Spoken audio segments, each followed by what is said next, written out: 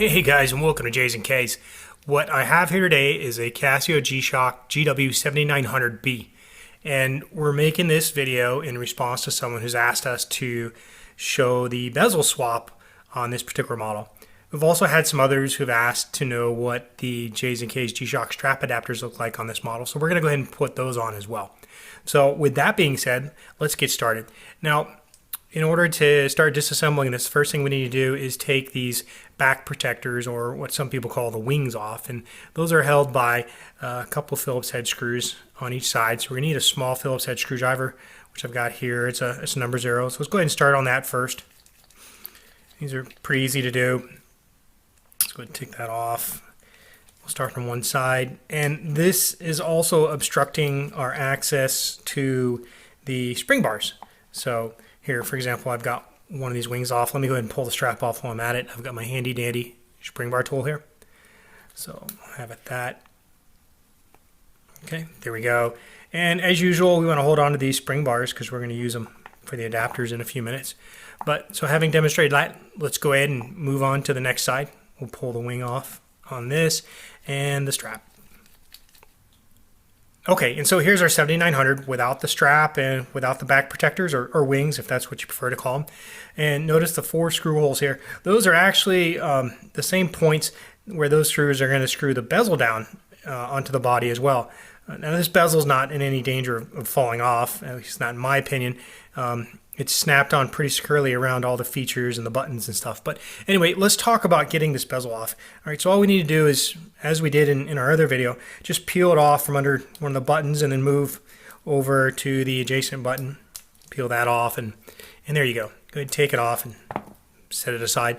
So here's our 7900 now. It's got nothing on it. We could see if there's any soiling here. If we had to, we could grab an old toothbrush and some mild soap and probably give this thing a good scrubbing. Now check the buttons out here. If we rotate the buttons 180 degrees, you'll see how they stagger. We want to make sure they're in the right spot for the new bezel. So here's our new bezel. I've got a red one here. We're going to put this on. So let's get these buttons set up, put them in the right spot, and then we'll just snap our new bezel right on. So just get it on one side, seat it down fully, and then make sure your buttons are lined up on the other side and pull it right over, like so.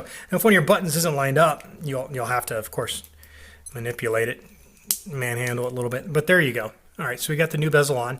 It's a red one. It stands out pretty good against that negative face, but there you go.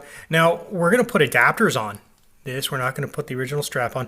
Had we decided to put the wings back on, like for example one of these, right, that's going to be sort of a mutually exclusive scenario here. We can't have the adapter on if it's going to support a one-piece strap and have the wing on, because it kind of negates the purpose of the one-piece strap. There's nowhere for it to pass through and under. So that's why we'll leave the wings off for this.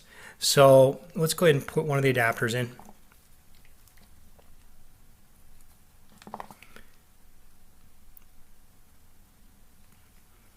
And so for those of you who have a spring bar tool, this is definitely probably the easiest way to accomplish this. So just get the adapter started and then pull the spring bar under. And always give this a good tug, rock it side to side. Make sure that spring bar is in there securely. Make sure it's engaged on both sides. And let's move on to the second adapter.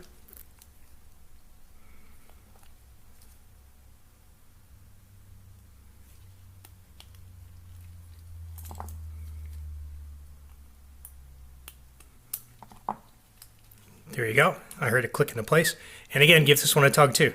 So there's our 7900 with Jays and Kays GShock strap adapters. So now all we need to do is let's go ahead and insert the strap.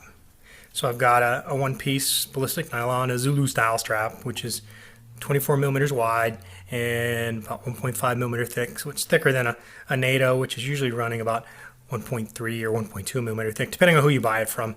But let's go ahead and pass this in the 12 o'clock side first, and then slide it down through the 6 and adjust the strap so the buckle is going to be in the right spot depending on the thickness of your wrist. And we've pretty much done. So there's our 7900. We've done a bezel change. We've replaced the strap with a set of Jays and Kays GShock strap adapters, and we put a black ballistic nylon Zulu style strap on this.